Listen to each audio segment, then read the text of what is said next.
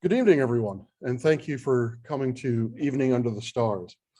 I will beg your pardon at the beginning because we are doing something new. We are attempting to do a hybrid public night. The first time we've ever tried to do this with both in-person folks and people online.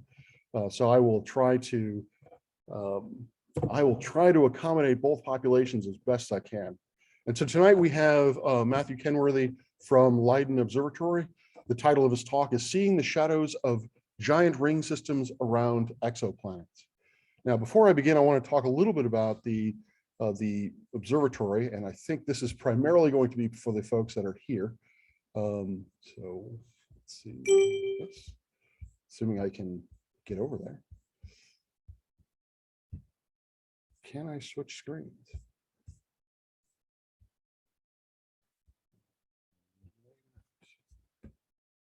So I think the three of you have already done this, but if you have not already taken with COVID precautions, please use the QR code to allow us to do contact tracing. Our observatory is located on George Mason's campus here in Research Hall on the roof. As you can see, the Silver Tower is where it's located, and our control room, which is pictured there, where we can control things both in person and also virtually, that is located on the roof as well. And we will give you a tour of that when we get to that point. Let's see here. We have these events every alternating Wednesday on 7 p.m. The next one will be September 16th. And so all the way through till December 2nd, we'll have these talks, and we will invite speakers from. The nice thing about virtual environment is that we can literally invite people from all over the world, as we have someone from the Netherlands here tonight. And so these talks will be around 30 to 45 minutes in length, followed by about a 10 to 15 minute Q&A, depending on how things go. And then that'll be followed by a 30 to 45 minute tour of the telescope, again, here, now in person and virtually. So we will see how that works. If you have not already done so, please sign up for our newsletter. We have a newsletter that is monthly, that we describe events going on in North Virginia in terms of public nights hosted by NOVAC, the Northern Virginia Astronomy Club. We also highlight events at the university level. If we're going, for example, we're going to be having a lunar eclipse event sometime, or not sometime, but we're going to have a lunar eclipse event on the 19th of November. That's still in its infancy, but we will be letting folks know both through the newsletter and through the university what we have planned for that. This is for those of you who would like to help us along financially. We have patrons of the observatory where you can become a donor to our observatory and sponsor our efforts here, both in a research capacity, a teaching capacity, and in an outreach capacity. Donations such as yours help us do things like what we're doing this evening. We have different levels of donation, from STAR, which is $50 a year, all the way up to Big Bang, which is $5,000, and that is a lifetime membership. That is a flat fee. If you have millions laying around, because I know you students all do, if you'd like to have the observatory named after you, we also have a slot for the name over the door. My name is, I've forgotten to introduce myself. My name is Dr. Rob Parks. I am the Deputy Director here at George Mason Observatory and Assistant Professor in Astronomy. The director is currently at a baseball practice with his son. His name is Dr. Peter Plavchan, and he will be here hopefully fairly shortly. Our two graduate TAs are helping tonight.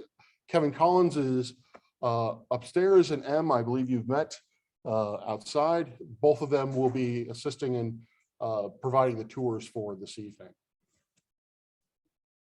All right, and with that, I'm going to hand it over.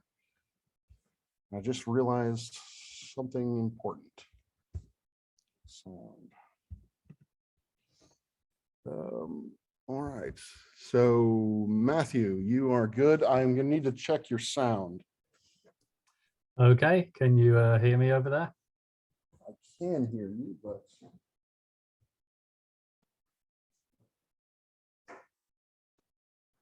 trying to get the volume. I'll try and talk at a reasonable level, and I'll try not to use my singing voice tonight. All right. How about now? Okay. Can you all How's hear about me? this? Good. Yes.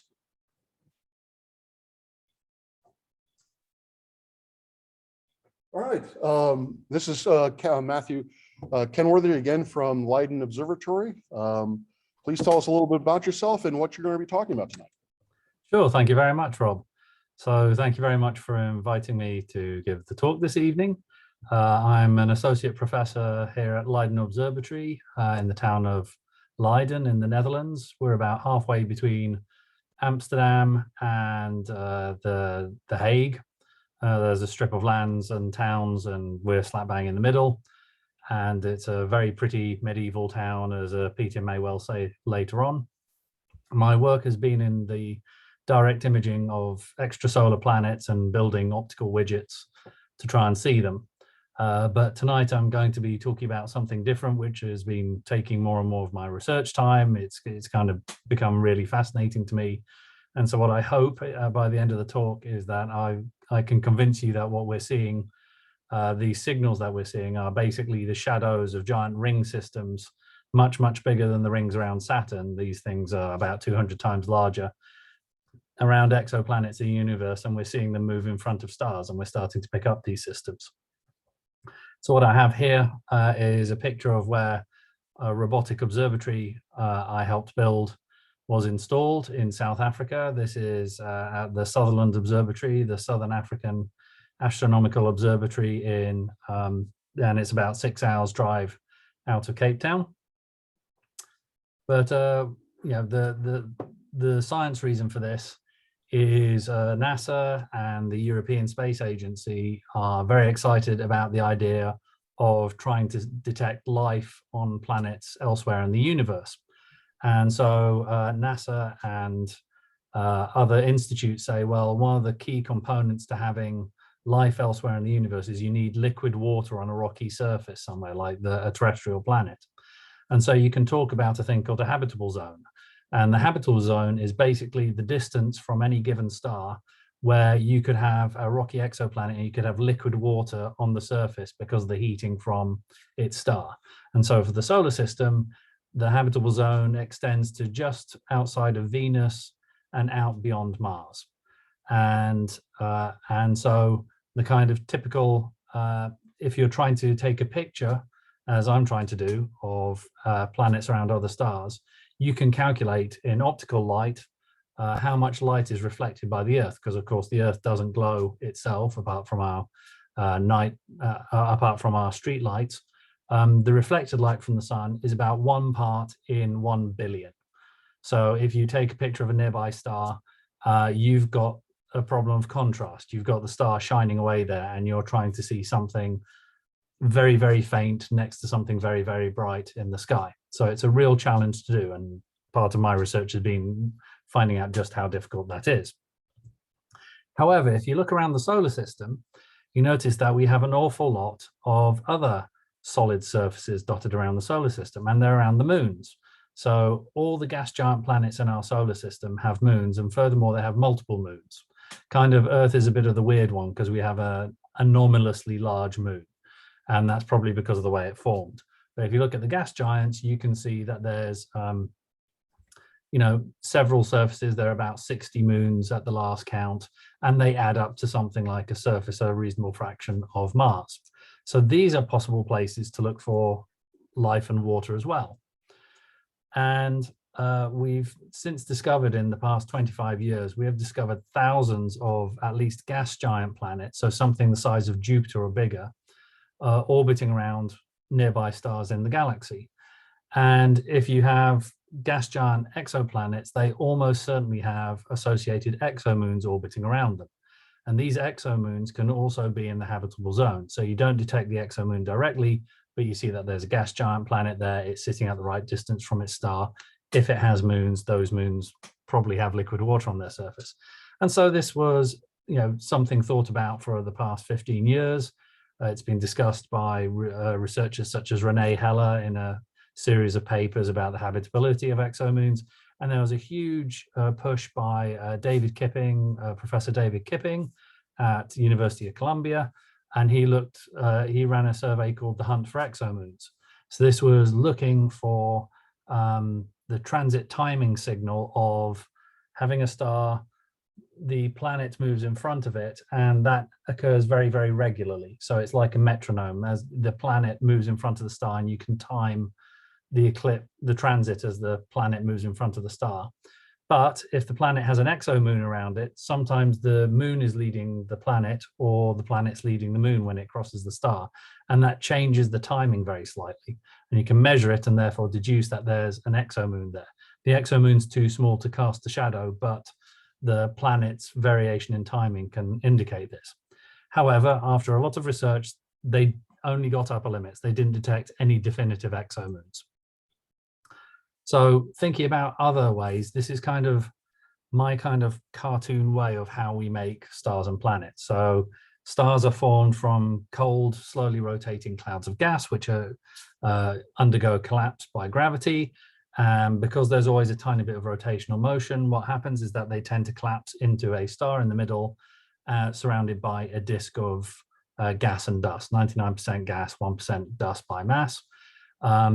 Those little rocky bits start sticking together with gravity. They start forming a planetary embryo core, and that starts pulling the gas and dust onto it, and it forms a circumplanetary disk. So you've got the circumstellar disk, which is really big with the star in the middle, and you've got a circumplanetary disk forming like a mini version of it. So what happens is that sooner or later, the star switches on, and its stellar radiation, its light, basically pushes the gas away from the star. That gas either then gets blown away from the star completely or falls into the gravitational influence of the planetary embryo and forms this circumplanetary disk. But sooner or later, the gas is gone. And soon after that, the gas inside the circumplanetary disk gets absorbed, either vacuumed up onto the moons that are forming around the planet or into the planet itself. So for a relatively short amount of time, there's going to be this big disk-like structure with rings in it. But it can't last forever. Gravity always wins, and these little moon embryos vacuum up the remaining gas and dust. And so ultimately this disappears as well. Okay, so this is the kind of picture we've had in the head, and it's kind of generally accepted. We do see these kind of formation processes going on in the universe. And this is a computer simulation where it's showing the tendrils of gas spinning in and forming a disk rotating around the planetary core at the middle of this image. And you can see it's all kind of streamlining in, gravity's winning the day and falling in towards this protoplanet, this planetary embryo. Okay, so now jump to my research. So I'm trying to take pictures of planets around nearby stars. And what I'm looking for is I'm trying to take pictures in the infrared, so in heat radiation. So wavelength of light for our eyes is about 0.5 micron. I'm looking at wavelengths of 2 to 5 microns, about 10 times longer. And that's where very, very young gas giant planets actually glow luminously. We can measure them with infrared cameras on Earth on telescopes. And so if you're in the game like me trying to take pictures of planets, what you need is a catalogue of nearby very, very young stars. And this turns out to be surprisingly tricky to find very young stars. It's not the easiest task in the book. So you go and turn to experts, astronomers. So one of them is Eric Mamajek, and his then student Mark Picot were excellent at doing this. And what we do is we find clusters of stars. Stars are born together in star clusters, and these star clusters slowly evaporate. The stars fall out and then fall into the general disk of the galaxy. And in the southern hemisphere, there's a series of clusters of stars called the Scosan, Scorpio Centaurus cluster, and it contains about 10 to 20,000 stars, and they're all about 5 million to 20 million years old. So, you know, I'm a middle-aged guy and the sun is a middle-aged star. The relative ages here are about 2 to 3 week old babies. So these are baby stars. But anyway, Eric and Mark are the experts in finding young stars. So I know Eric very well because he's the person I go to in order to find stars to look at with my instruments. And he and Mark identified 200 stars, which looked absolutely spot on for this process. So, you know, they're interested in it for the astrophysics. I'm interested in it to try and find exoplanets.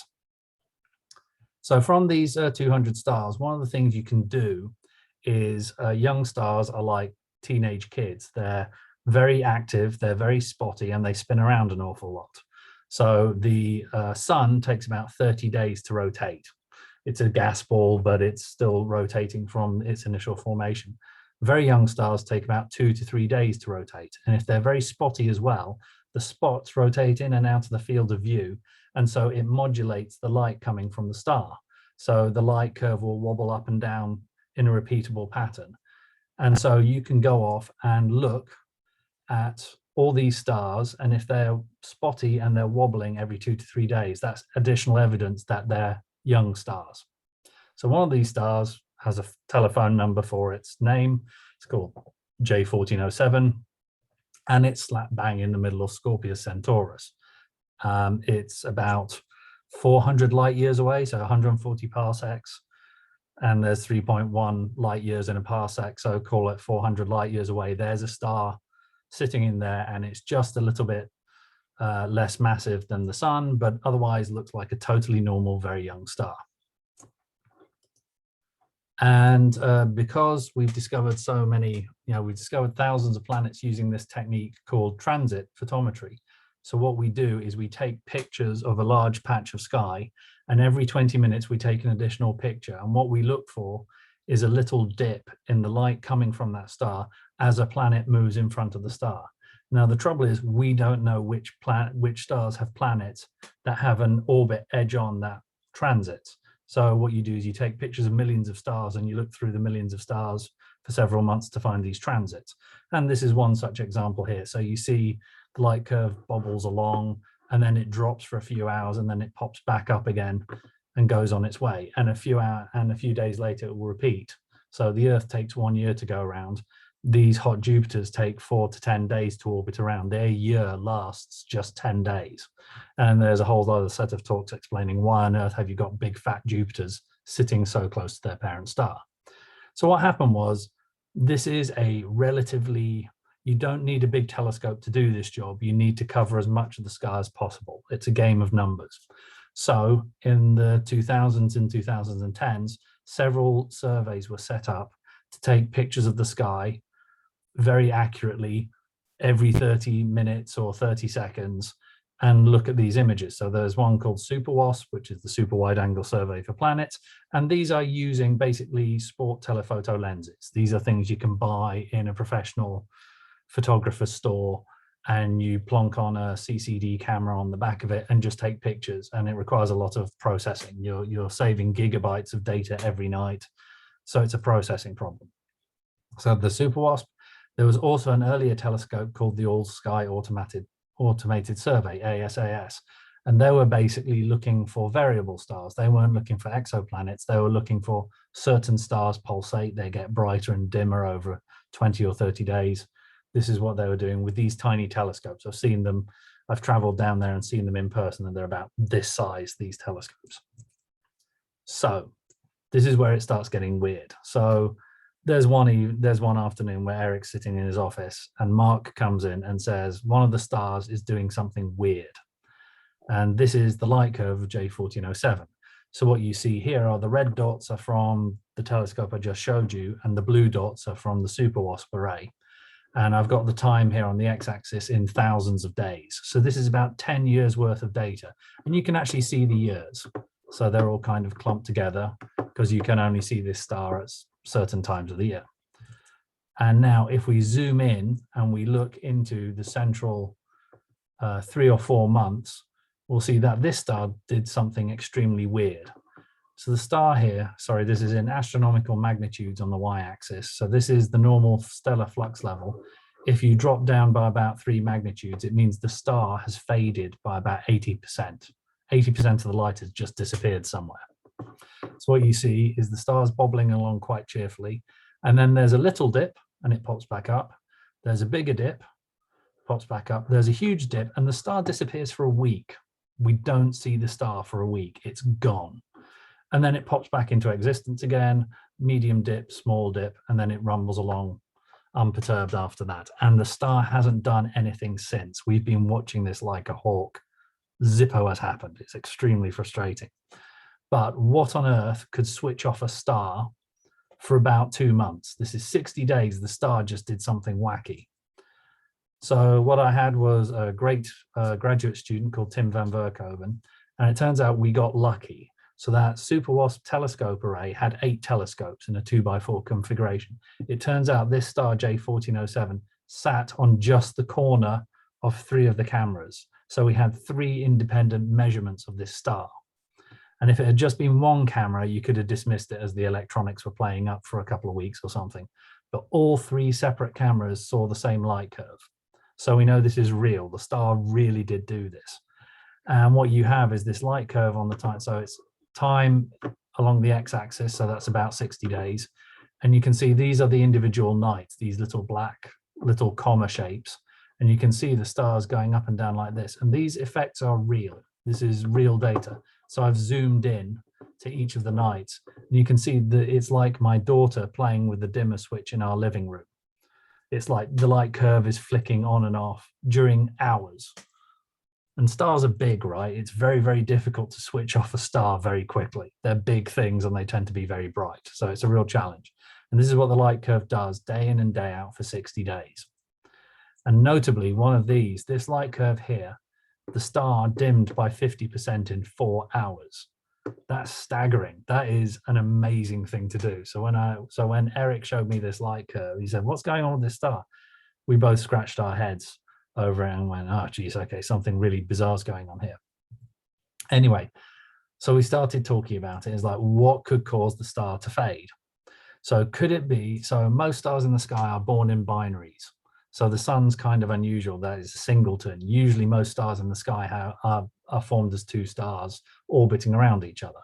So could it be an eclipse by a very, very tiny secondary star, like much, much less massive?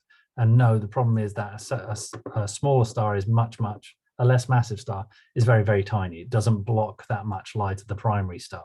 Can't be that. Okay, so what can happen is that the more massive star turns into a red giant. So could it be a red giant star eclipsing a hotter, bluer star? And the answer is no. That doesn't look right. We could also have that the primary star blows up and turns into a neutron star or a white dwarf. And the answer is no, there's no strong source of X-rays towards that. So there was a satellite which looked towards this patch of sky. There's some X-rays, but it's totally consistent with a young star spinning around frantically. So can't be that. So you have to come up with more wacky ideas. Okay, could it be the remnants of a disk of material and gas orbiting around the star? And the answer is no, because we'd see the dust glowing brightly in the infrared, and we can have cameras which can look for that. And also the dust disk is very, very hard to bend it into a shape to make those rapid fluctuations. So the least crackers answer that we could come up with is that we're seeing a disk not around the star, but there's a planet orbiting the star and there's a disk around that planet. So it's young enough that this system, we could be catching it in the act of the last bits of dust in the circumplanetary disk falling onto the planet. And these can be very, very big indeed. So what we think is that there's a planet on an orbit and we're seeing the orbit almost edge onto our line of sight. And it's the rings are moving in front of the star, not the planet, the rings around the planet. The planet's still relatively tiny, but its gravity is big enough to hold these rings in place. So you can do a very, very quick, astronomers love to do a thing called a back of the envelope calculation. So instead of trotting off to a computer and programming in something big and complex, what you do is you eyeball it and you say, okay, give or take a fiddle factor, how big is this thing? How fast you have to move something in front of a star? And the star we know is about the same size as the sun. How fast can you pull something in front of the star to block it off? And you can calculate it, and we can look at that steepest light curve gradient where the star switched off by 50% in 4 hours. And it turns out it's about 33 kilometers per second. So if you moved a big sheet of black paper in front of the star, that's the speed you need to move it at to make that work. And that's kind of the orbital speed of the Earth around the sun. So that kind of gives you an indication. So the problem is where things start coming unglued is that if something's moving at 33 kilometers per second, but it took 56 days to move across in total, that's a huge thing. Whatever this structure is, it's gigantic. It's about the size of Venus's orbit, not the size of the planet, the size of the orbit of Venus around the sun. It's a big fraction of the distance between the Earth and the sun. That's a huge structure. Can't be a star because it'd be glowing crazily. It's got to be dust orbiting in a disk. So I was looking at this light curve and I was scratching my head one day, and I very rarely have a good idea, and I actually had a good idea. So what it was I was thinking, is there any way we can work out with all those wiggles what the disk looks like? Can we take that fingerprint of light and back out what the disk looked like? And the big idea I had was, well, I realized that the star isn't like a laser pointer. The star's big. It's a finite sized blob of hot gas. So what happens here is we've got one disk here, this blue line, it's tilted. So it's actually circular face on, but because of the geometry, it's tilted towards our line of sight. So when the disk moves in front of the star here, it very quickly fades. So the star fades very, very quickly. But on the opposite side, because of the geometry of the ring is more gradual on the other side, the light curve takes longer to come back to normal. So steep light curve gradient here, it drops down very quickly. And over here, it comes back up much more slowly. So what I did was I measured all those straight lines in the light curve of J1407, and I measured how steep is that light curve. And this is what it looks like. Now, if you're with me so far, what you can now do is squint at this set of dots. And you can say, well, hold on, the dots on this side tend to be slightly higher. The gradients are slightly steeper. And what you can work out is if I had a ring system which was black and white, black and white, black and white, black and white, black and white, and tipped and tilted it, there's a certain maximum amount of light curve gradient you can get. And this tells you the tip and tilt of the ring system. So I did this, it worked, it fit very nicely. And so what I was able to do was, once you know the tip and tilt of the disk, you can then say, okay, how much light do the rings let through? And so this is what I did. So this is all a piece of computer code I wrote. So what we've got are the yellow and black dots are the light curve. The orange line is the ring model, and everything in this figure is to scale. So that's the actual diameter of the star, and these are the size of the actual rings. This eclipse happened in 2007. So off we go. And if my model's correct, then the orange line should go through where the yellow and black points are. And you can see most of the time they work. Now, every so often it totally fails to get it. So you can see it missed it there. It's sort of okay in the middle. And then we go back here and I speed up the animation because it totally misses the mark in a few other places. So it's not ideal, doesn't hit all the points, but it's not half bad for a very basic model of something which nobody's seen before. Okay, so that's the animation. This is a more honest view of that data. So all the red rings are where we've got measured data from the sky, from those tiny telescopes. The gray areas are where the sun's above the horizon or it was a cloudy day. So we don't know what the data is. We've kind of got to guess what went on in between the gaps. But these are all the rings that I managed to measure using this trick. And it sort of seems to hang together. Now, as a researcher, as a scientist, I sat on this for about 2 months because I was super nervous about publishing this. I was terrified that other scientists and astronomers would laugh at me about this. But at some point, you've just got to walk forwards and say, you know what, I can't think of any other explanation. I'm going to go for this. And so what I was able to do was say, okay, I can guess how much mass, how much stuff is in the rings. and the rings turn out to be about 1 Earth mass of dust, and that's kind of reasonable. Also, I pointed out there's a ring gap. So what clears out ring gaps? It could be a moon. And I said, oh, okay, how big a moon do you have to make to clear out that gap? Turns out it's a Mars mass exomoon. So kind of everything hangs together very nicely. So I sent this off to other astronomers, and they came back and they went, yep, sounds reasonable. And so I was able to publish it. So I was very happy. So if you think about this for a longer time, you realize some things don't hang together very neatly. So first of all, given that the thing's moving so fast in front of the star, we should have seen another eclipse by now, and we don't. So that's a real head scratcher. The only way you can get out of this is that if the orbit is not circular, but the orbit is squidged into a cigar-like shape, where it's moving very fast and very slowly at different parts in its orbit. Also, that bigger disk of rings should be warped. It should be warped like a Pringle, like the Pringle chip. So 2 bits are lifted up, 2 bits are pushed down. And current monitoring by a set of very enthusiastic amateur astronomers, we've seen no other dip since then. I got a great student called Robin Mentel. He did a fantastic job. It turns out this star is bright enough that there are 100 years of photographic plates that have been taken at observatories in the Southern Hemisphere over the past century. And so this set of photographic plates have been digitized in the past 10 years, and we could actually pull out the light curve for this star. We still don't see any other eclipse, but there are enough gaps of 3 or 4 months that another eclipse could have happened and we just didn't see it. So it goes. So the final thing I tried to do for this system was, it turns out that the rings are made of dust, and the dust should be warm enough that we can see it with a special submillimeter telescope called ALMA.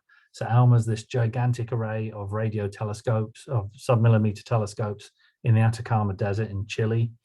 Went off, worked with some people who are far more patient than I was trying to set up this ALMA detection.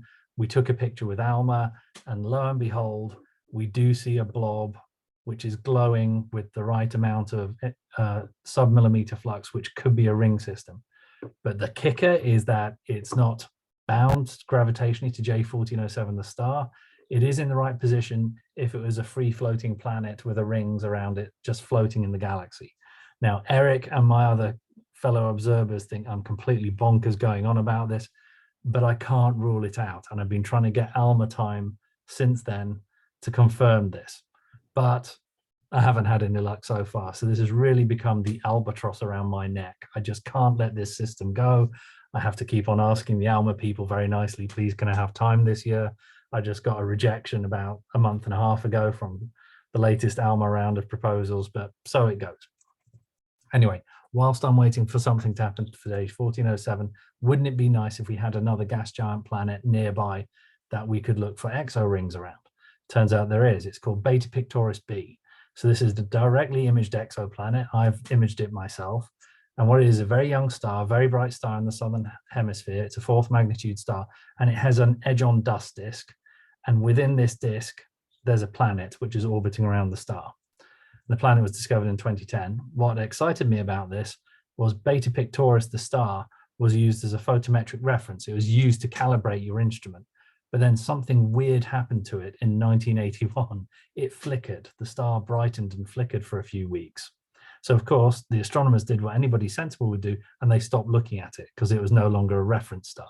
It's like, ah, okay, fine. So something weird moved in front of the star in 1981. And then we discovered the planet, and the planet's been moving closer and closer in front of the star. So there was lots of excitement that in 2017 and 2018, the planet might move in front of the star like a transit. A graduate student called Jason Wang in 2016 demonstrated that actually, if we look at, measured all the positions of the planet itself doesn't move in front of the star. But if there are rings around the planet, they will move in front of the star. So very excitedly, I convinced several groups of astronomers around the world, please go and stare at Beta Pictoris for a year to try and see any rings. And the trouble is, if you tell astronomers, can you point your big telescope at this very, very bright star for 1 year, they'll give you a polite but firm no. So you have to go off and do it yourself. So I came up with the B-ring project. So what this is we basically had to stare at the star for at least 270 days to see if any rings would move in front of the star. And the trouble is we don't know where the rings are. We just know that they're close to the planet. So you have to do the whole thing. So I got 2 washing machine observatories built. One was led by Eric and his student Samuel Mellon, and they built it in Australia. And I led a team from Leiden, and we went down to South Africa and built our washing machine down there. And what they have are 2 telephoto lenses, and there are no moving parts in the instrument. They're just fixed. They're pointing at a given declination in the sky, and these 2 cameras cover the location of Beta Pictoris on the sky. So after a few nights, this is a picture we get of the southern sky. So we get all these pictures, we get 40,000 light curves every night, and all I care about is that star. All the other light curves I don't really care about, but I've got other collaborators who can use that data. So I sat and stared at that star for the best part of a year with my collaborators. And this is what the things look like. So this was the Bring unit in South Africa. It basically is a washing machine. It's about waist height. And these 2 eyes flick open in the evening, and there are 3 computer blade servers sitting in the bottom of this box, and it's too expensive to send all the raw data up to Leiden. So what we do is you have 3 computers which process the data. The 2 cameras close up in the morning, the data is processed in 3 hours, and then we get the light curves emailed to us. So it worked tremendously well. When you're down in South Africa, you have to be aware of the other observers. So these Springboks, which were looking at us very nervously whenever we're outside on the plateau building stuff. There are also Desies, which are close relatives to the elephants, believe it or not. Also, this is an Arduino. We sacrificed an awful lot of Arduinos to the instrumentation gods. This is fairly usual. If you build something, you have to blow something up and let all the magic blue smoke come out of it. So these boxes were built like tanks. They were ridiculously over-engineered. And the engineer I worked with, I said to him, look, this is crazy. You've just totally built this thing. What are you doing? This is like, we could fire bullets at this and they'll just ricochet off. Well, I got a film in 2018, and this is what it looks like.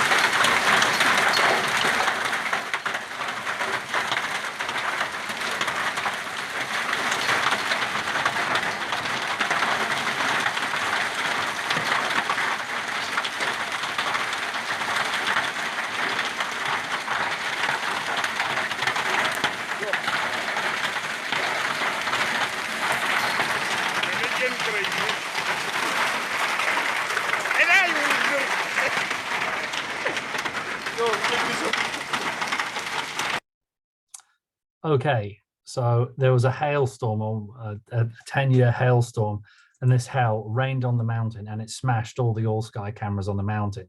So with my heart in my mouth, I emailed them and said, what does Bring look like? And it turns out it just cleaned it. So whenever you have an engineer, listen to the engineer, because they're usually talking correctly, and you should pay attention to the technical people in your department. Anyway, it's still running. I still get the emails every morning showing the light curve. It's just been an absolute trooper. It's been running for almost 5 years now, and we've done some other science with it. I got an email from the Australian people saying there's a problem with ants. And I said, pardon?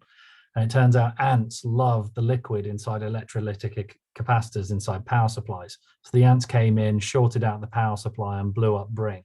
So we had to replace the power supply once as well. But we were successful. We got a light curve, which is this raggedy one down here. We collaborated with 2 other teams around the world who are trying to do the same experiment as us, and we were able to combine all their data together. And it turns out we didn't see a ring transit. So I did all this work. It was tremendous fun to do. We didn't see anything similar to the 1981 event, but I did succeed in taking data for 300 days consecutively on the sky on a bright star, which hasn't, as far as I'm aware, hasn't been done before to this precision. So it was a useful experiment, but a null result, which is a shame. Going back to J1407, I said, okay, well, hold on a minute. If we could just take pictures of Scosan, how long would we have to take pictures of Scosan before seeing another ring system go by? And it turns out it needs 5 to 10 years worth of data. And it's also likely that you see these eclipses around less massive stars just because of the way the geometry works. So what happened coincidentally, was the satellite called Kepler went up, and Kepler was looking for transits. It was a satellite built mostly by NASA, and it had a very successful mission. And it found these weird eclipsing objects. And now these are fairly tiny. So we think we're seeing disks around very, very tiny planets. And these tilted disks are moving in front of M-dwarf stars, less massive stars. So we've got one here called EPIC 2043. This was found a couple of years ago. A student I've been working with, Dirk van Dam, analyzed the second system, and a bachelor student has just submitted a paper where she found a third system. So we found 3 different tiny disk systems orbiting around relatively low mass young stars. We're not quite sure what's going on here, but it's kind of exciting to see these things appear. So cut to last year, Assassin is a set of telescopes which are looking for supernovae. They're looking for stellar explosions around in the sky. It turns out back in December 2019, they're on Twitter, and they keep on finding weird light curves, and they occasionally tweet them. So here we have a tweet sent out in December 2019, and they found this sun-like star which started fading. And so this set off my alarm bells. I went, oh, hold on a minute, this looks very similar to J1407. And so we looked at the light curve, we did our research, and it turns out it's another eclipsing system. There's no other previous eclipse. This star's just sat there, been very boring, done nothing. And then all of a sudden, we had a set of absolutely fantastic amateur astronomers who've just been taking data for the past 2 years continuously. And because we've caught this system at the start, we've actually got photometry in different colors. We can take pictures in different colors for the past 2.5 years. And we can see that this stuff has to be dust. So dust blocks blue light on the top panel here more than it does red light on the bottom panel. You can see there's this beautiful substructure in there. So I think this is another ring system. So we saw it in 2019. Then the COVID lockdown kicked in and the big telescopes were shut down for security reasons. We got some data with the Antarctic team with their A-Step 400 telescope, which is crucial to fill in the light curve. And the gradient trick, which I used before, implied that this thing's moving very, very slowly in front of its star. We also got a spectrum from one of the big telescopes in Hawaii to see if it was water ice. There's no water ice there. I got a picture with one of the VLT telescopes. One of my collaborators took a picture just in case we see a planet nearby. There's no planet nearby this thing, so it's a singleton. And so the picture I have is that we've got a star which is less massive than the sun, and then a long way out, like kind of at Saturn's orbital distance, we think there's another planet with a ring system sitting in a big cloud of dust. So I'm still analyzing the data because the eclipse has only just finished in the past couple of months. This is the data as of 8:30 this morning is the last point on the right-hand side there. And we've got this beautiful exquisite light curve. And it's really thanks to all these people at the AAVSO who've taken this data for me and together, and we're going to write this up in a paper. I'm very excited to try and work out what's going on there. So with JO600, which is this star, it seems to be a dry system. So it's just very, very cold dust in a tilted plane. I haven't been able to work out the ring geometry yet. And it's very, very big. It's probably bigger than the J1407 system, and we don't see any water ice in it. So it's probably just rocky dust. And we haven't seen any previous eclipses for the past 80 years in it. So I think I've just about talked myself out. So what I want to say is that what's kind of interesting is that we're still discovering more of these systems. And in fact, a new one was published about a week ago, which I'm very excited about, and I'm trying to take follow-up data. But all these little disk eclipses in J1407 require the disks to be on eccentric orbits, and that's kind of weird. We don't know why, but that's telling us something about how they're formed and how they evolve. Trying to follow up in the JO600 system at the moment. Ideally, we want to look through all these light curves, historic light curves, and see if we can catch a repeating system. We haven't seen one repeat yet, but it's only a matter of time. And there are big telescopes called the Large Synoptic Survey Telescope, which will be online in the next few years. They'll start seeing these things regularly. They'll actually start dropping out of the data very quickly. So I'm very excited that in the next few years, we'll maybe get dozens of these systems, and then we can analyze their substructure, and it'll tell us about something, how planets and moons are formed. Okay, well, with that, I think I've just about run out of time, and I'm happy to hand it back to Rob, and if there are any questions, I'm happy to answer them. All right, thank you. Thank you very much. We have a hand for our speaker. And let me move this over if I can.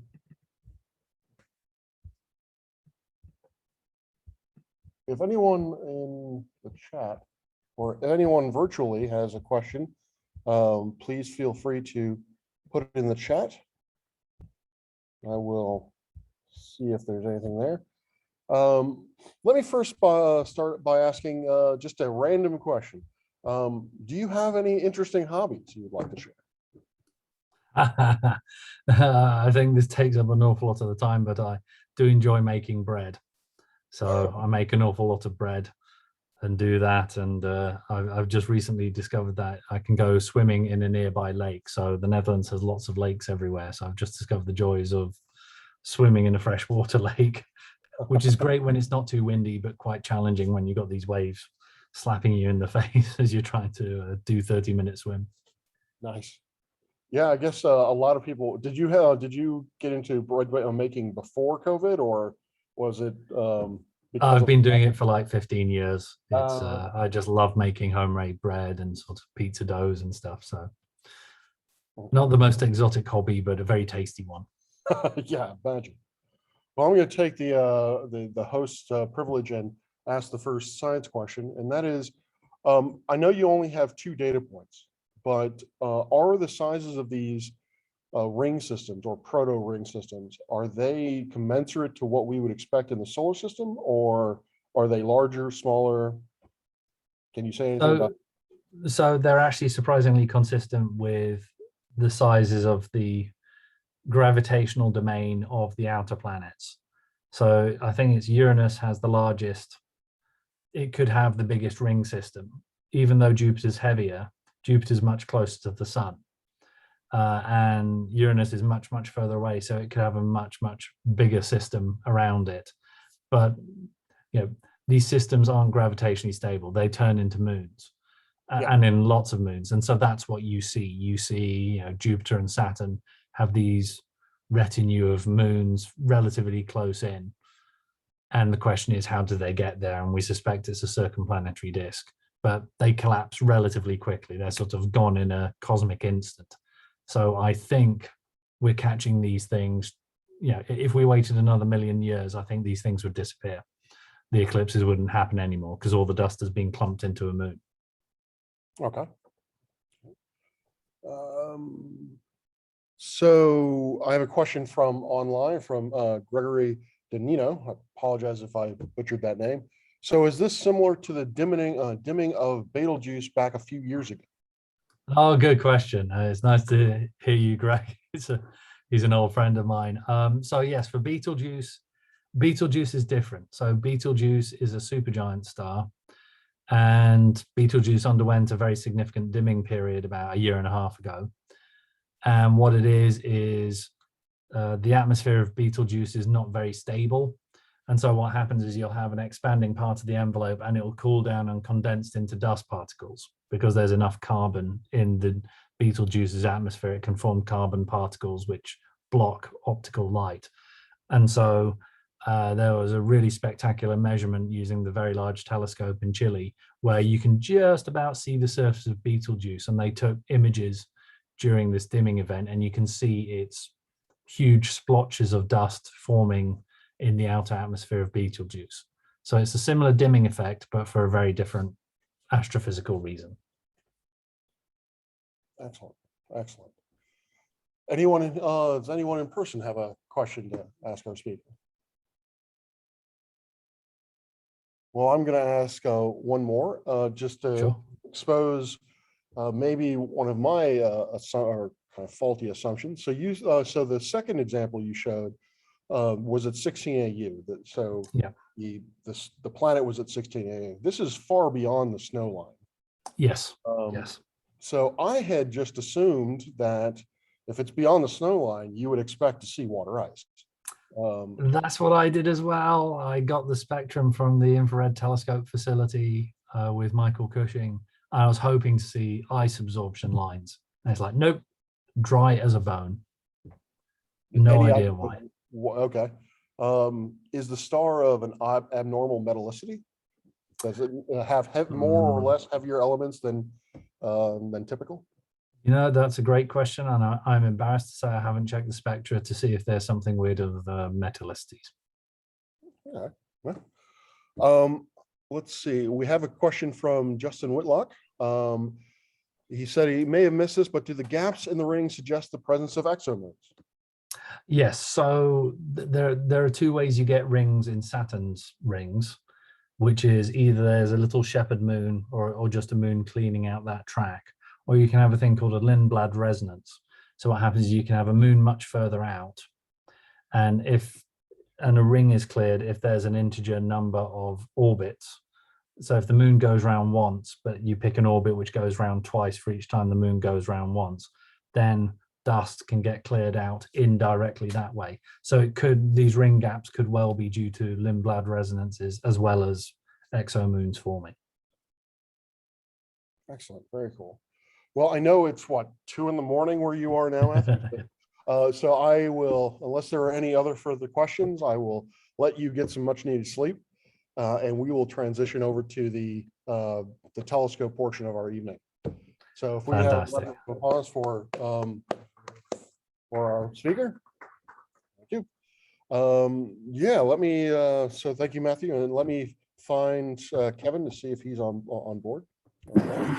Hello, I'm here. Can you hear me? Yes, we can hear you. All right. Give me just a moment to share the screen. All right. While you're doing that, so what's going to happen is we're going to try to, we have a few people here, around 6 folks, 6.5 folks present in person. So we're going to try to accommodate both populations of folks. So we're going to, I'm going to ask Em to escort these folks up to the roof. And while they're doing that, Kevin is going to give some background information on the telescope itself, specifically the camera as well. And I will be heading up to the roof as well. So I think you have to enable screen sharing for me. Okay. Or add me as a host or something. I can do that. Let's see. Pretty sure I can do that.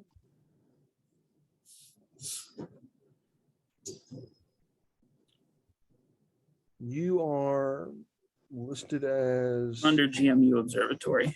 Aha, okay. It's like, I don't see it, Kevin. All right, try now.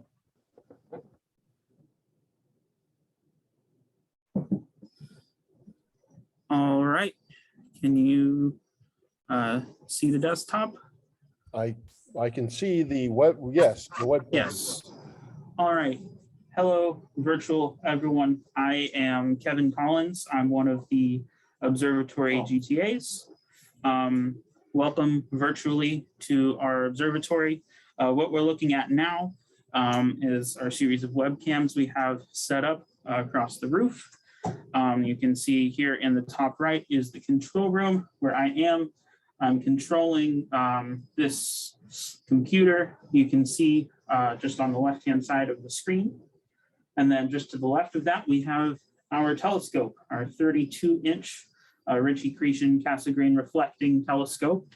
The main body of it weighs about 1,000 pounds, and it's sitting on this fork you can see here that goes out the bottom of the frame that weighs another 1,000 pounds, which is then sitting on its own 2,000-pound base.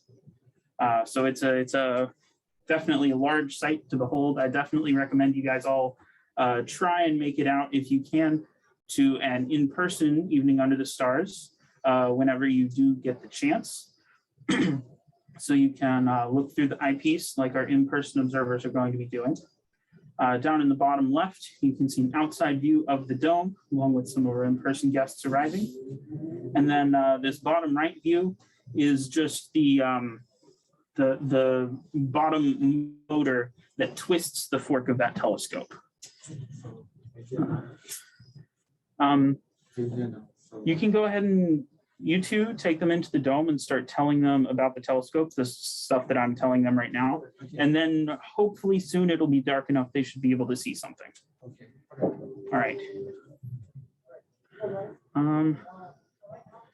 Let me make sure I'm able to see the chat such that I can answer any questions as you guys come up with them. All right. I should have that pulled up now, so we should be good to go there. Let's see. We're going to be looking at a couple of objects in person tonight, but you guys don't feel left out. We'll be showing you some of the same objects we're looking at, as well as some others that are similar. First, let me talk a little bit more about our telescope. I said it's a 32-inch telescope. That's referring to the primary mirror. So there's a giant mirror down at the base of the telescope, here where this black bottom center part is. And that is the main thing that gets used to gather the light. So the light comes in from space, it bounces off the back of our telescope, and then jumps back up and bounces over a smaller secondary mirror near the top before being reflected through a hole right through the middle before it goes out to either the eyepiece here on the very bottom left-hand side, or one of the various research instruments we have on the back of the telescope, like a camera or a spectrograph, for example. We're able to point pretty much anywhere in the sky because of the two motors we have on the telescope. You can see this one, this big round section of the fork right here, tilts the telescope sort of in a up and down motion. And then we can twist the fork using that motor you see on the very bottom. And between those two axes of motion, we can point anywhere in the sky we would like to. Now, how do we control the telescope? You can move it in person from inside the dome, but we have software to control it entirely from this control room if we need to, or even remotely, so we can do it from the comfort of our own homes. So here is a program we use called the SkyX. That's a pretty straightforward piece of software. You can see this circle represents what we can see inside the night sky. This green section here is analogous to the horizon. And we can point the telescope anywhere in the sky inside this orange circle we have here. And so if there's something major that we can see, like Saturn, for example, we can just click on it and tell the telescope to move, and it'll point it automatically to there because the telescope is set up to where it knows where it's pointing at all times. All right. I didn't know how to use Twitter or what. How's it going? It's going all right. The Hercules cluster should be up right now. I don't know if it's quite dark enough yet, but it definitely probably won't help with the lights on as it is. But we did get the big eyepiece on there and focused, so it should be ready to go once it is dark enough. Okay. All right. Let me go in there and see what's all right. As a reminder, everyone that's joining virtually, if you have any questions, feel free to drop them in the chat anytime, and I'll go off on a tangent about it. So in the meantime, I'll talk about some of the objects we're able to see with our telescope. The first object that they're looking at in person today is called the Great Globular Cluster, or the Hercules Globular Cluster. This is an example of a globular cluster. It's a collection of like 1 million stars, all in one place, pretty dense and compact. These are some of the oldest stars in the entire universe. Globular clusters are routinely like 13 billion years old. I'll be downstairs. Sorry, I just didn't hear you. I'll be downstairs when I get back. Okay. So these are some of the oldest stars in the universe. Many stars that exist are actually the born by the deaths of previous stars, but a lot of these in globular clusters are essentially first generation stars that are just from the very beginnings of star formation in the universe. So actually it's far too bright for it. So Yeah. where is, let's go to Saturn. Saturn is up, so we can do that. Should we tell them before the slew? Yeah, I will give you a thumbs up Okay, in one of these guys. that sounds good.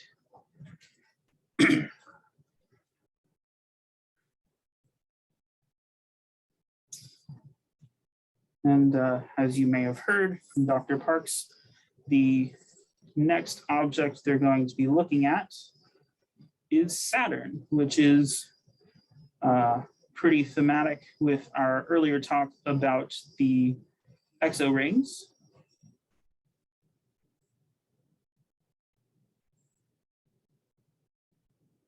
As soon as I get the go ahead, I will also, I guess, pull up the webcams in the meantime so that when we move the telescope, you can watch it happen. All right, so I hit slew and you can see the telescope is beginning to move in both axes. And you'll also see as it moves, the dome will actually move automatically to sync up with the telescope. That way we can actually look out of the slit and at the sky.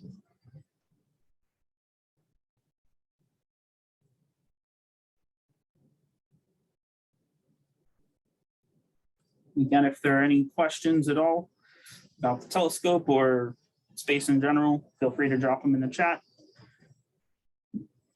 Or I suppose you can unmute and ask them if you have the ability to do so. I don't know how the Zoom meeting's set up.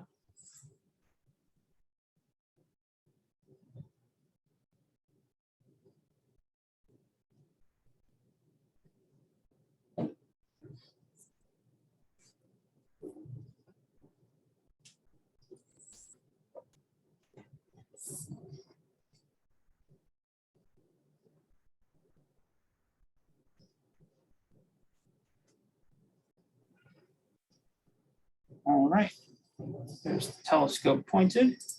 Now let's pull up an image showing roughly what they'll be able to see. Weather and daylight and other things permitting.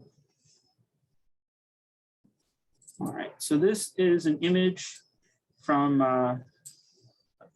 the winter of 2020, when there is the conjunction of Jupiter and Saturn.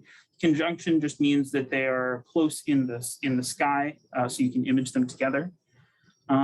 Question in the chat: when is the next public session? I would like to see through the telescope. Great question. We are planning on having evenings under the stars every other Thursday throughout the semester, which means the next one will be in 2 weeks, so September 16th. I believe the speaker is still to be determined, but you can always check our website or our Facebook and Twitter accounts for information once that becomes available. We will also, when it gets a little closer, we will have some other special events, 1 or 2 Smithsonian talks that will be occurring. I think maybe 1 in October and 1 in November. So stay tuned for information about any special events. But yeah, every other Thursday we're planning on having these. So please feel free to come and join us. And as it gets later in the fall, it'll be getting darker sooner, so we'll be able to see some more things as well, maybe look at some fainter objects. So here we have both Jupiter and Saturn. I'm going to zoom in close on Saturn there. There we go. And you can see it's a little out of focus here, but you can clearly see the planet as well as its rings. It'll actually look a little bit better in the eyepiece as this is taken with our CCD camera. So it's got a really wide field of view. So it'll be zoomed in a little bit on the actual eyepiece in person. So this goes along really well with Dr. Kenworthy's talk. Imagine if we were looking at that planet, similar to how we're looking at Saturn here, the rings would extend all the way out the edge of the image, which is frankly crazy to think about. You can also see just slightly up in the image. Here we have Jupiter. Now, while they're both in the same field of view, they are very, very far apart in actuality because we're just looking at the flat plane of the sky. Saturn is much, much farther away from us than Jupiter is. But due to chance alignment, they can line up pretty well. You'll also notice these dots in line with these bands of Jupiter. These are, well, 4 of them are 4 of the Galilean moons, which were the moons discovered by Galileo in 1609, I believe, that were part of the evidence that he used in order to determine that the planets do in fact revolve around the sun and not the Earth, because they are big and bright enough that you're able to see them even with a very basic telescope 400 years ago that used just basic glass lenses. But both Jupiter and Saturn have many, many moons. I think in the scale of 60 to 70 moons apiece, but many of them are much smaller and fainter than these 4 or 5 biggest ones. You can also see some stratification in the atmosphere of Jupiter, which is pretty neat to see. You'd be able to see this in the eyepiece as well in person. Hopefully that's what they'll be able to look at once they're done looking at Saturn. All right. Hello. Hey, Kevin, are we live? We sure are. We're live to some number of people I can't see at the moment. This computer doesn't have a microphone. You should wave up there, I guess. Oh, hi, everyone. They can't see you. Now they can. Hello. Yeah. Who do we have in the dome? Rob's in the dome, and We got a few people there as well. I think Andrew is tour guide helping out. But yeah, we've got, With Rob. yeah. I gotta find my ID. Go ahead, you're on the show. Yeah, well, I kind of just finished talking about most of the things I'd planned on talking about. Okay. So I guess if there are any additional questions, feel free to put them in the chat. And we will get questions either for me, or if I don't know them, our observatory director will probably know them. Yeah, hi, everyone. I'm technically on paternity leave this semester, and I had to drop in late. Hey, Rob. Hey, you can take pictures. Or Raina. What? You can take pictures. Oh, you're done looking through the eyepiece. Well, for Saturn. Okay, so we're gonna flip over to the CCD, It'll or take a while to move focus, but I guess we can. I didn't think it was going to take that long. let's give it a shot. We could. All right, Sure. we'll give it a try if they're done looking through. For Saturn. I'm sure they'll work Right, on it. for Saturn. Yeah, We'll you see. gave me my ID back, and I totally can't find it. Anyway, go ahead and Did you focus on the camera. I put it in the lab? Go ahead and focus on the camera. Okay. This. All right, so I guess while we're waiting between targets, be able to see what image looks like through the CCD camera. Take just a minute.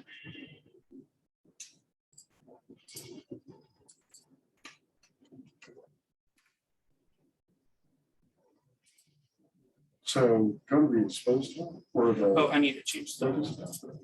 And then just put in for us. Something like that. Not cover the exact number. I'm using that one.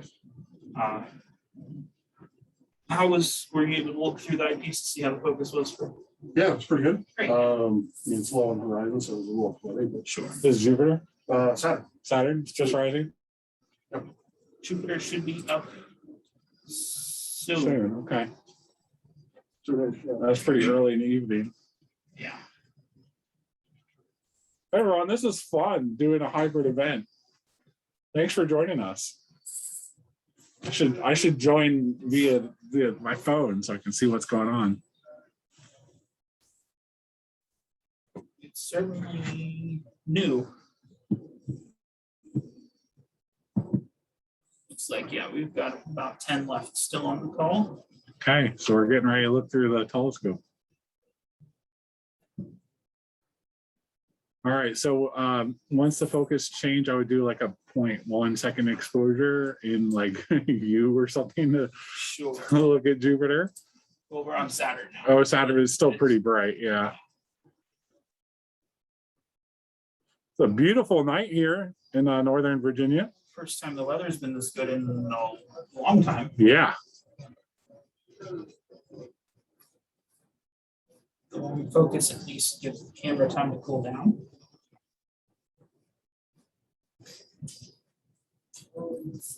We also have the 32 millimeter eyepiece on as well. Yeah. 32 inch and a half Uh, or 50 millimeter for 2 inches.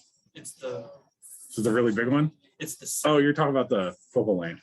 yeah, it's the Okay. second largest one. Nice. We've got it on there.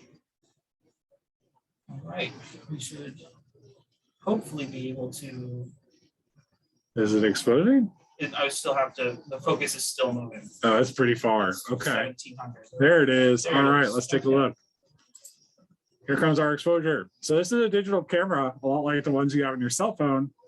But They can't see you. I think, oh, sorry, just like the cell phone. It's cool to a very cool temperature. Well, And that's it. We just got to adjust the stretch. So oops. you can play with the histogram. It's been a while, right? Yeah, you can go planet. That would probably help. There it is. Better.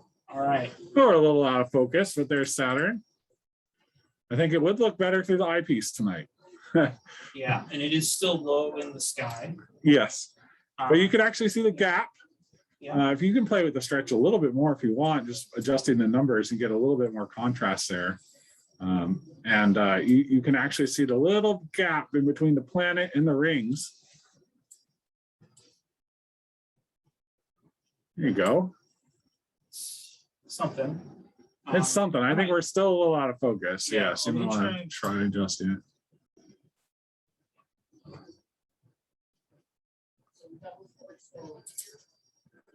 The good news is that this summer we cleaned our detector. We had a major, I didn't even notice. It looks so much nicer. so much nicer. We had a non-water residue. There you go. That cleared up a little bit. Let's go a little further. A non-water residue on our digital camera sensor itself that accumulated about 2 years ago that really kind of distorted our images, and we were finally able to get rid of it.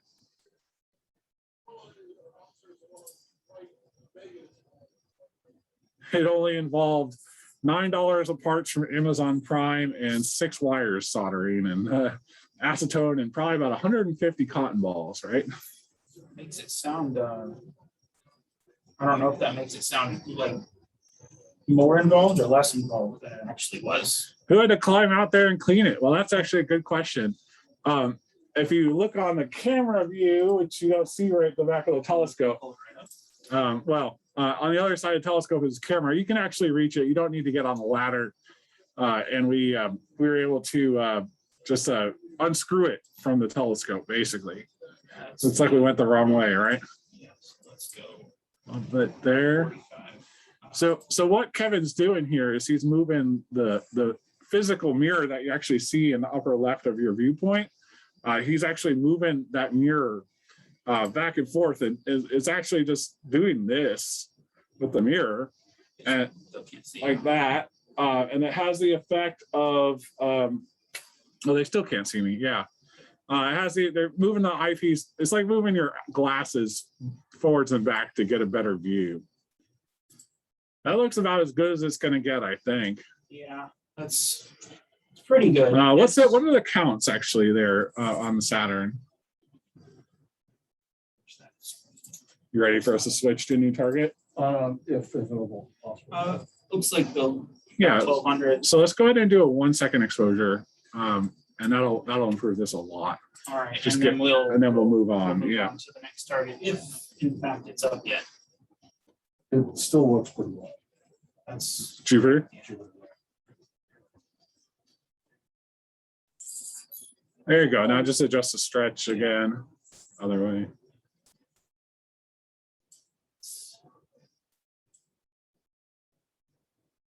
No, you're doing it right. You just gotta adjust the max by manually there. Yeah, kind of blobby, huh? Yeah. Can we do one more in R band or I band? Sure. How about H alpha? Oh yeah, actually H alpha will be best. That's actually a good point. There we go. Time suggestion. Let it rip. 1 second. Yep. Yeah, that's a good point. Maybe this is too short. So we're changing the color of light that we're allowing to the sensor right now from the ultraviolet to red color. And this may help with bringing out some of the detail here in Saturn. Yeah, the counts went way up, that's for sure. Thank you. There you go. That's a much nicer, crisper picture of Saturn and its rings. Again, There we encourage you all to come visit in person And see this with your own eyes. with your own eyes. All right. Fall is a great time to do it for this time of year. And with So that, let's move the telescope. all right. All right. Can I change the focus while the telescope's moving? Yeah, I didn't think it would matter, but yeah, go ahead, give it a whirl. We're going to be moving the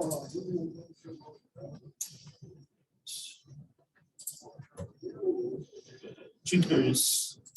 It's at the horizon limit. That's good enough. Let's let it roll. I think they've been told that it's moving. So Yeah. That's It's not a far move. You'll be there pretty quick, but we're going to switch over to the eyepiece, right? So you're going to move the mirror. Yeah. All right, I'm going to go out and check the crowd out there. If anyone has any questions, they can ask Kevin and we'll chit I chat. see there's one in there that I'll go ahead and cover now. Oh, yeah. Yeah, so question in the chat, if you look in person, will you see any colors? You will for sure. If I go, Yeah, Saturn looks a little yellow to the eye. yeah, so these images right here, while not necessarily what you would see in the eyepiece, is a decent approximation of their color. But this will actually lead into something I was planning on talking about, which is false color imaging. As you may have noticed from our detector, all of the images that we get using our camera come in black and white. That's because our detector is basically just counting the photons that come in from the sky and hit our detector. So how do we convert images like that into something with color? And we do that using different filters, like Dr. Blackchen was talking about before. Like we took an image in ultraviolet, and we took another image later in H alpha, which is a much redder filter. And what astronomers and astrophotographers do is they take the data from those different filters and they assign them different colors, essentially. So, for example, this is an image of the Ring Nebula. And if you take one image in a redder filter, you're only letting red wavelengths of light come through and hit the detector. And if you take another image in a green or a visible light filter, for example, you're only letting in the middle of the spectrum hit the camera. And then you take another image and that lets in only the blue light. If you use a blue or ultraviolet filter, you can essentially stack those three images on top of each other and assign them each a wavelength. And then when you do that, you can get something that looks kind of like this, where you've got the places where the red filter is the brightest is red and where the blue filter is brightest is blue, etc.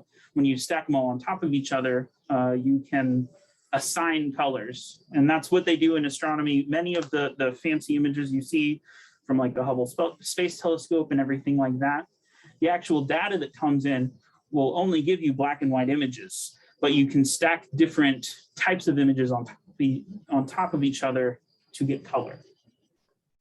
Another advantage of using our CCD camera, instead of looking through the eyepiece, is we're able to change the exposure time. So the exposure time is just how long the shutter is open collecting light before the image is done. And we saw when we were looking at Saturn, when we increase the exposure time, our image got much, much brighter. A lot more photons hit the camera. We can't control that with our eyes. Our eyes have a relatively constant like refresh rate.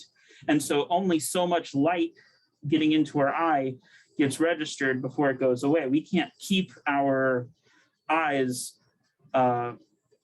letting light hit them and bringing in more information for minutes on end.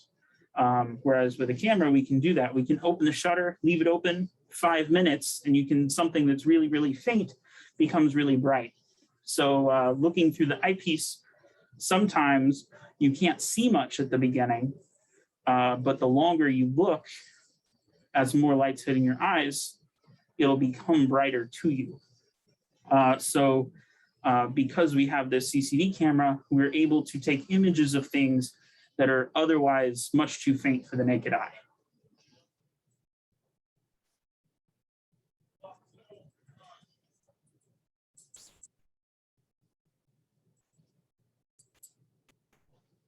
All that to say, yes, if you go in person, you will see colors. But the amount of color you'll see will depend on the brightness of the thing you're looking at. The brighter the thing you're looking at, the more likely you'll be able to see the color. If you're looking at something super, super faint, you probably won't see a whole lot of color. It'll look relatively gray.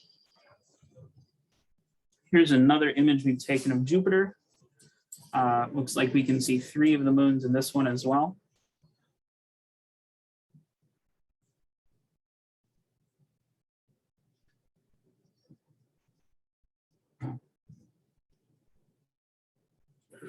Let me check the chat again. All right, no new questions. So either I've just been very helpful and answered them all, or I've bored you all to death. Hopefully it's somewhere in the middle.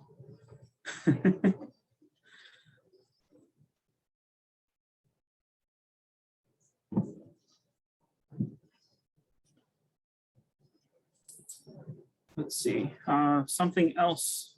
Okay, great, thanks. Helpful, not boring, glad to hear it.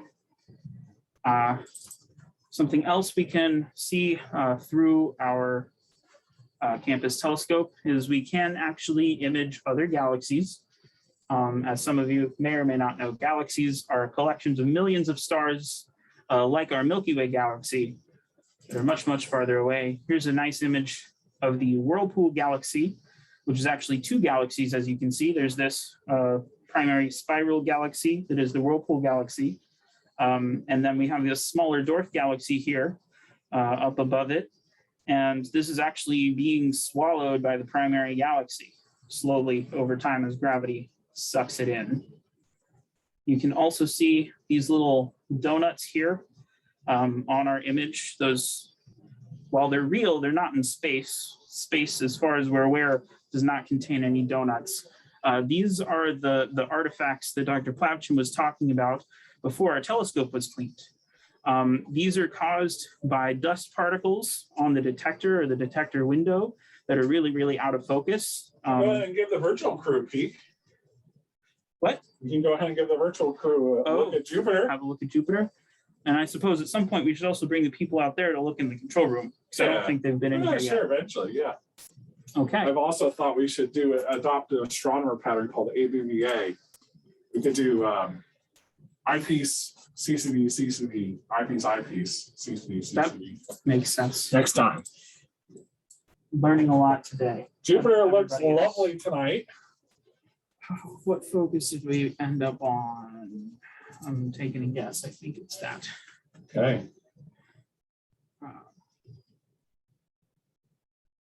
Right. So we will move our focus. How are things going over here? You had a lot of downtime to kill while everyone in the dome was looking through the eyepiece.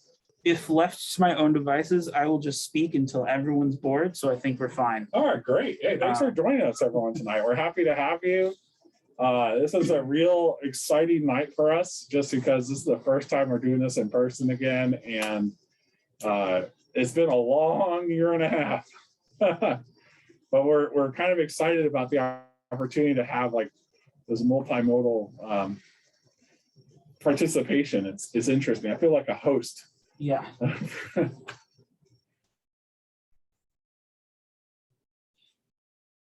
Right. Should be there soon. Then we'll see if we can see Jupiter.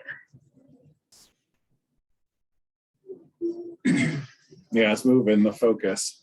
So it's literally moving the mirror in the telescope to focus the light on the sensor and make the sharpest image quality we can. Yeah.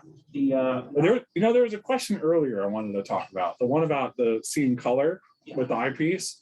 So interestingly enough, our eyes are really bad at seeing color in the darkness, and that's the difference between rods and cones. Forget which one's which. I think cones are for color. Okay, so if he's right and cones are for color, the rods are more sensitive to black and white in the darkness. And so even with your eyes, things look fairly black and white when you're looking through the eyepiece, even for a planet like this. It's got to be relatively bright to get decent color. Are we getting questions? Not recently, but we're addressing all the questions. We're having fun talking. Yeah. Oh, all right. Sounds It's good. kind of like, I don't know, this feels kind of like a reunion. And it's been a long time coming, and to have this event tonight, I'm excited about it. Yeah. We'll get something. Here we go. There it is. And Blowing out Jupiter. blowing out Jupiter. How bright are we? We can see a couple of. Yeah, there's 2 moons on each side. Yeah, so you're not saturated, you're good. Yeah. Mildly saturated. It's a. And you can see some of the stripes there. Actually, no, I'm lying about that. No, actually on the left and the right, it's a diagonal goes from the upper left. to Yeah, the lower right. it's a little bit saturated. So why don't we zoom out and look at the moons? So let's show them the moons first. Yeah. And then, I'm gonna take this way back. Yeah, there they are. Yeah, 1, All 2, four 3, of them. 4, all 4 of them. Yeah. I was talking about while you guys were out there. Yeah. So we can cut the time in half and see if we can see anything better on. Sure. We're in H alpha, right? Yeah. Okay. Yes. You can also see the oblateness. Yeah. Basically, Jupiter rotates once every. What's an oblateness, Dr. Parks? I haven't heard of that before. Though some of the audience might not know what that is. Yes, because Jupiter is so rapidly rotating, it rotates basically twice as fast as the Earth does. So very close to twice as fast. I feel a very kindred spirit to Jupiter. The equatorial region blows out a little bit more than the polar region. Yeah, my equatorial region is oblate as well. Okay. We are no longer saturated. So we'll see what we see. Yeah, it's a little bit tricky to get the ring structure. There you go. Yeah, try to work that a little bit more. Easier said than done. Yeah. There's a hint of the rings there at this wavelength. Not very much. There you go. Keep going. Are you maxed out? We're close. Try upping the contrast by bringing the minimum up a little bit. Well, might as well. Well, that's You can see it on this screen, so you should see it slightly diagonal bands going this direction. go in that direction, and the bands of Jupiter. Yeah, it actually looks better in the It looks. screen than on- It does look better virtually here on Zoom than it does on the computer screen. The computer screen, I think, has been sprayed a little bit too much with disinfectant over the past year and a half, Not and a bad thing. we probably have to Just in about case 2 or 3 bands. Yeah. That's something. Yeah. Oh, we had a question about what year the observatory was built. So I've got folks coming in. Okay, cool. And then we can also switch to a new target. You You have any preferences? I was thinking M13 because it's pretty. Oh yeah, we'll get around to try now that it's darker. So we also had this question in person. Research Hall, I believe, was commissioned in 2007. And the dome was finished at that time, and we had a temporary telescope in the dome. And the telescope that we are using tonight was installed 10 years ago. And so we're about pretty much at the decadal anniversary of this facility, relatively new. mean, you go to a lot of big telescopes like this, they're like from 1950. So it's nice to have a relatively new telescope to use and computer controlled. Is there a lifetime on the telescope, sir? Like as far as how long they generally? Oh, that is a good question. So to repeat the question for the virtual audience, they said, is there a lifetime on the telescope? So there is regular maintenance we need to do. And in the first place, the maintenance needs to be done is the dome, because that's the part that's exposed kind of 24/7 to the outside. And in particular, we have like rubber strips around the bottom of the dome and on the slits, and those rot. And so we actually just replaced those a couple of years ago, so they didn't even make it 10 years. And then the mirror collects debris and dust on it, and that actually degrades our the amount of light that gets to the camera. And so Can then you get the lights in the dome? Can Can you lights get in the the lights in the dome? and then the mirror gets dust on it, and so we try to clean the mirror once every 2 years. And then the dust on the mirror actually etches away at the aluminum coating on the mirror. And so every 5 to 10 years, we try to actually recoat the mirror. Okay. And that's about like a $10,000 process. So yeah. Picture of Jupiter.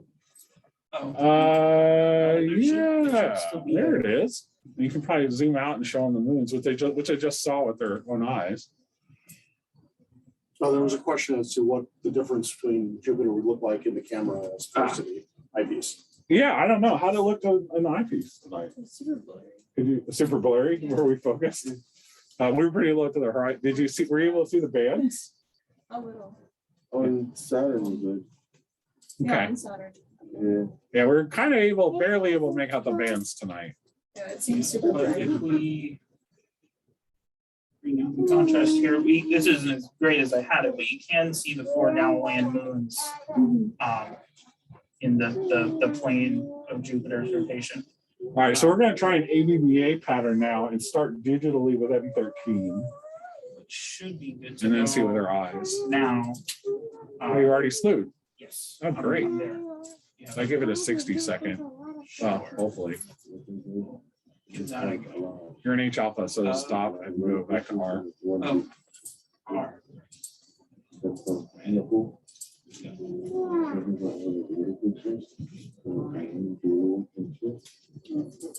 Other maintenance to the telescope. I mean, so the instrumentation matters, right? And the cameras that we use, and those kind of tend to need to be replaced more often.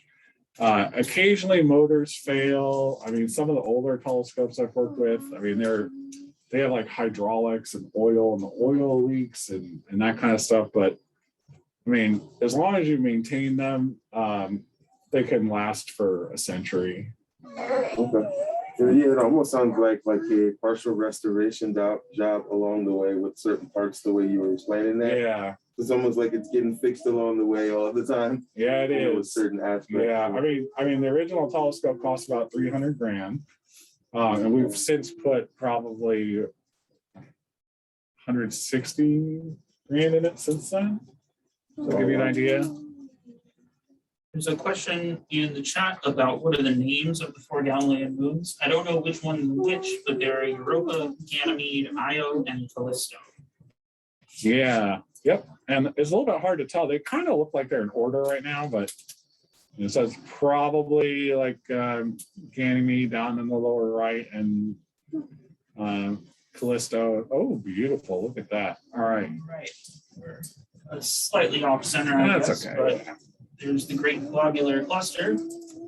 Let's see. Definitely bring out more detail on this one with the stretch. There you go.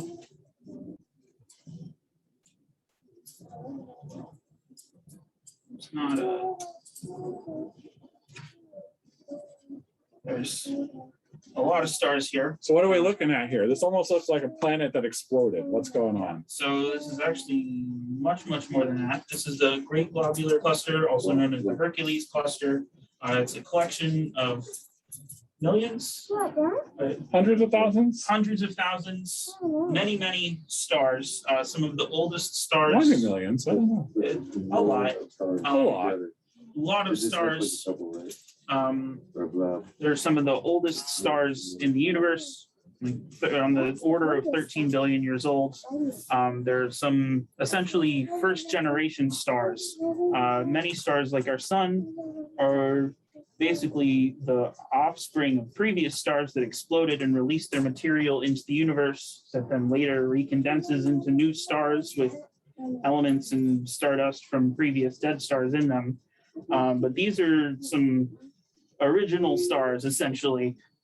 Yeah, there's called a globular cluster.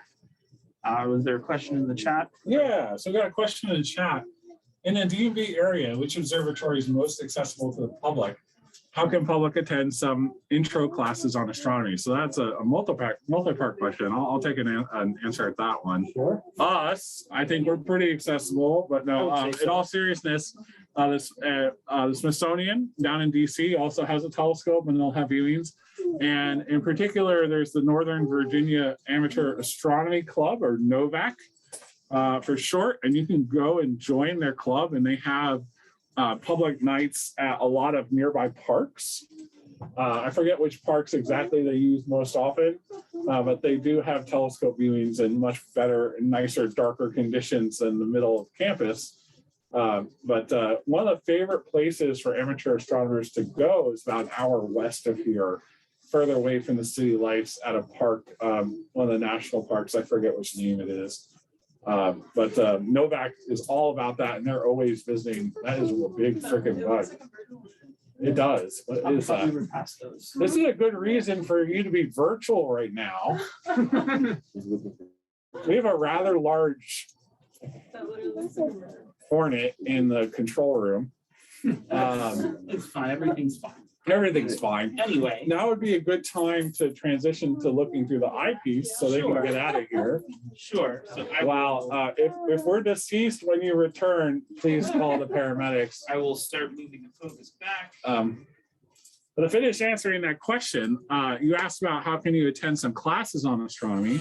Well, Mason has plenty of classes. They're not free, but if you're a student at Mason, and even if you're not a student, you can enroll as a non-degree seeking student and take some of our classes. That is where the hell did that come from? Must have found its way in. That is disturbing. For those of you that are watching virtually right now, Still can't see you. above our heads, oh, they can't see me. There we Yeah, go. above our heads, right in the light here, we've got a bug that's, I don't know, about an inch and a half long. It is, Too long. it does look like a murder hornet. I'm not gonna lie, that is massive. Not worth trying to catch and dispose of. On its own. Yeah,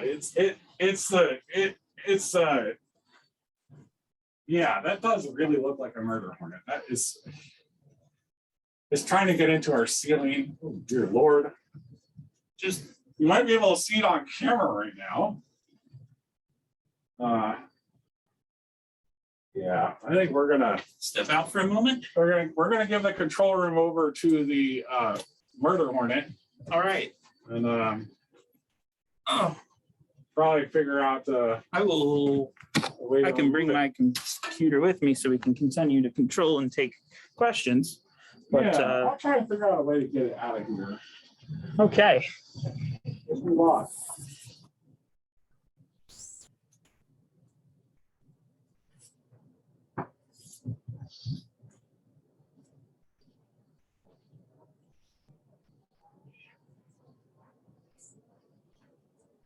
I gotta turn the lights off, Kevin. That'll get it out of here, I think. Okay. Or it might just attract it to the computer. Yeah, one or the other. Right. Well, I guess we're now doing a gorilla tour where we're just out in the wild. All right.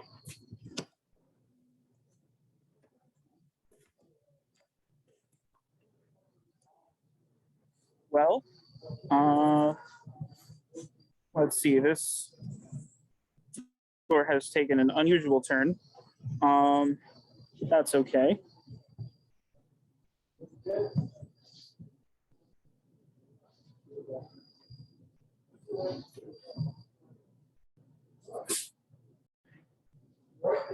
I guess we'll just take a moment for now. Let's call it an intermission. Yeah, it's still not out, but I almost killed it. Oh, okay.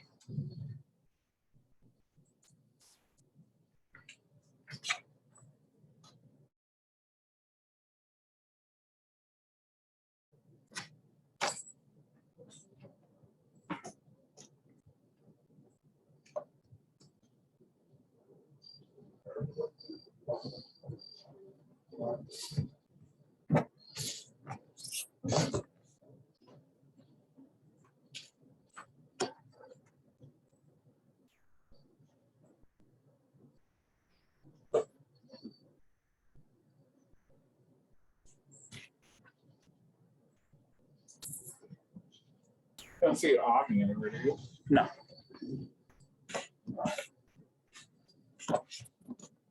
It's apparently gone. Who knows? Okay.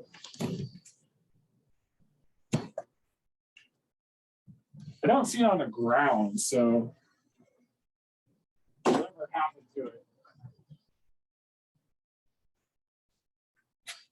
It's either momentarily stunned or Gone. gone. I don't think I killed it. I don't see a carcass. That was a big hornet. I think he's come back in now. I Okay. know this.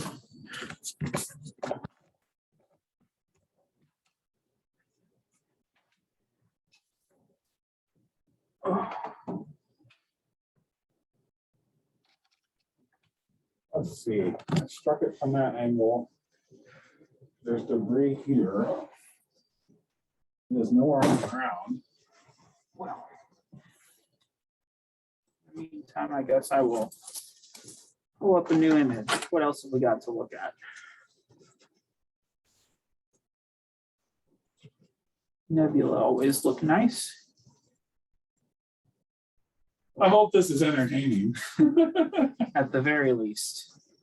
Oh, that was a big freaking hornet.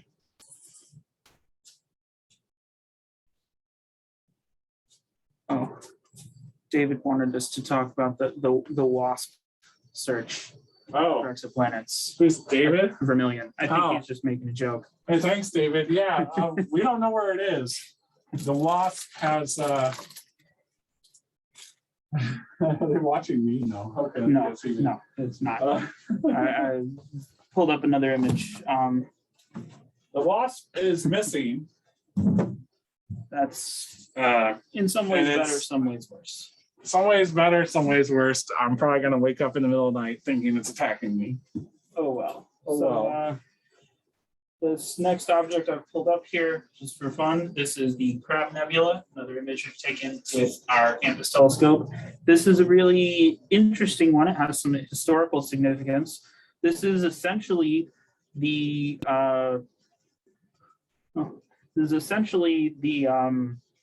cooling corpse of a dead star. So this is the remnant of a star that went supernova, which means it was a massive star at the end of its life. It exploded, and it was actually not that long ago. I think it was around the year 1100. Yeah, 1054. 1054 AD, and it was actually seen by Chinese astronomers, and they marked it down. It was so bright that you could see it in the sky during the day for on the scale of a month, some number of weeks. Yeah. And it got dimmer over time, and it was obviously a very strange occurrence, and so they kept track of it, and they marked it down, and it was later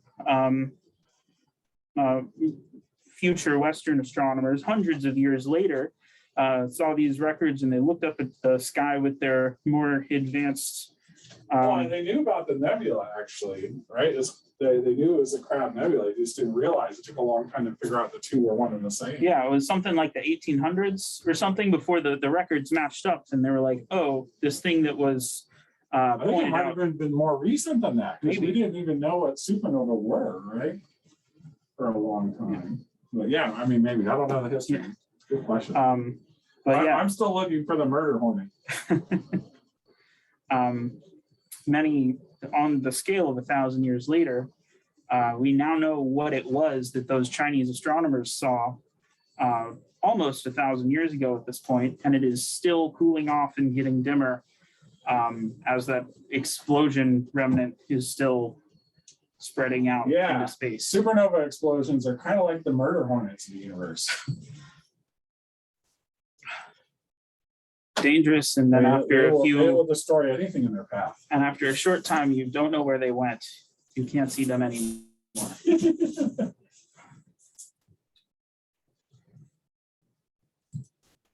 Yeah, I don't think I got it. I think I just spooked it. That's fine. I'm fine with that. Yeah, if it can go on and establish a colony here on campus, and as long as no one dies, right? We'll teach it to use the telescope. We welcome our new murder hornet We'll overlords. stay remote forever. Stay remote forever. God. We're talking a little bit about false color imaging before, how you can essentially change the way that you're mapping the colors in your image from your black and white data. And we can use that to show different things. So what we're looking at here are two images of the same object. I guess I should have asked, is the chat in the Zoom window obscuring part of the screen? Can you guys see the right hand you're image? good. You're Okay. good. You're good. Cool. You can see two images of the same object. This is the Orion Nebula. It's basically a Oh, you're giant. sharing from here. Yes, because this one doesn't But have the chat will still be good. Hey, come on in. What's up? a. So this is basically. The murder hornet appears to have left. Unless anyone can find its carcass on the floor. Should be safe to What was return. What appeared to be a murder hornet on the size and scale I haven't seen since I was in Europe. It was quite large. Yeah. We did, by the way, so we're relearning the perils of in-person observational astronomy. When we first got here, there was a hornet's nest, but regular hornets, not like these mega giant freaking thing that was here tonight. But we did have a hornet's nest just over the side of the wall on the roof here, because they do like to put their nests high up. So we are close to, I guess we're prime hornet nest territory up here. Good to know. Good to know. And we do get facilities. They have had in the past twice to in the 4 years I've been here to extinguish some nests on the side of the building right by the door here. And now it's inside this room. There was one that was flying around here, attracted to our lights. That was It's now somewhere. abnormally large and disturbingly scary. But I did attempt to whack it with a shoe. But we haven't found any evidence that I killed it. More likely, I just pissed it off, and we haven't seen it since. So you come back with his brethren. Probably went to go get the rest of the horde to come murder me. But in truth, actually, though, observational astronomers in the middle of the night do have run-ins with animals. And this is a good story to tell to those of us with us online. Observatories tend to be located on remote mountaintops. And so it is quite common to encounter, mountain lions, bears, snakes, tarantulas, you name it. And that's always fun in the middle of the night when you're by yourself at an observatory. So, maybe the pandemic's not so bad. When I got here, actually, the nest was there and nobody was doing anything about it. And so people would routinely observe with like little hornets flying in and out every now and then. So you're welcome that this is the first major bug we've seen in here in a long time. So how about that astronomy? Right. The thing I was talking about. We're looking at two side-by-side images of the Orion Nebula. It is what's called a stellar nursery. It's a giant cloud of gas in space, essentially, that ceiling. births many new stars. And while this is the same object, you can see that in different filters, we use different coloring techniques. You can First bring time I out missed, the second time I different got a parts good. of the object. I thought I had a good whack at it, but must have escaped. You can see on the left-hand image, we can see all this redder gas and dust on the outside. But if we focus more on the blue wavelengths of light, I've been to you can Japan. I've seen really them. see the much bluer, brand new stars in the They're center. huge. This collection of stars in the middle, these are basically baby stars, only on the scale of hundreds of thousands of years old, which in astronomical terms is brand new, essentially.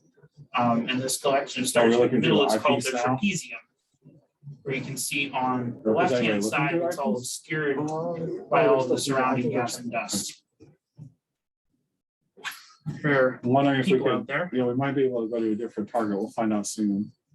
All right, well, it is about 10 to 9. Oh, yeah. Should we wrap up? Oh, they're done. So, yep. Okay. All right. Well, thank you everyone for joining us. Especially thank you to the Murder Hornet. Special guest appearance. Special guest appearance. Yeah, I'm glad I didn't know that was a murder hornet when I came in here. It sure looked like one. It's definitely, I wanted to capture it so we could see, but we invite you to come back in 2 weeks and we'll hope to see you again. We don't have a speaker identified yet for 2 weeks from today, but we should have one lined up soon. Stay tuned on our Facebook, Twitter, and Social media, yeah. and or our website. Thanks for coming tonight, everyone. If you have any last questions, feel free to put them in the chat. We'll hang around until everybody is satisfied. Yeah, you can watch us close up the dome if you want. Well, no, we're gonna leave it open tonight because Yes. we're gonna start observing. Yep. Cool. So I'll go ahead and start moving the focus to around where it needs to be. Yeah, we can go ahead and stop recording and end the Zoom call. I don't know if I have the ability to do that. Yes. Yes, we also hope the Hornet doesn't return. Yeah. Oh, the meeting's not over, right? Because it's still connected downstairs. Yeah, I may or may Oh, not. here, here, I can help you. Just click more. Okay, yeah, I didn't know if I could end it as. Oh, no, apparently not. So you can just leave, I guess, huh? I'm gonna go take care of Well, I'll it. leave this up until it's turned off. So I will go Okay, down and sure. turn off my machine and this. Sure. All right, we've only got. Well, most people are still on. That's finished, right? Yeah. I think we're done at this point. How many people do we still have online? I'm kind of curious. 6, including us. We got Jonathan and N. Thanks for joining us tonight. And David. I think everybody That's else is everybody us.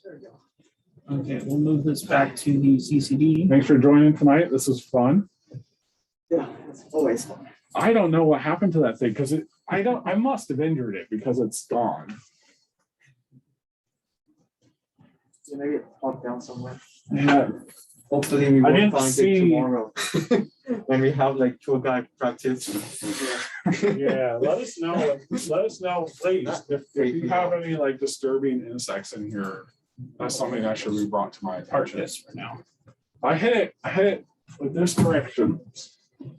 So it would have gone this way. But So is there likely a nest on the roof?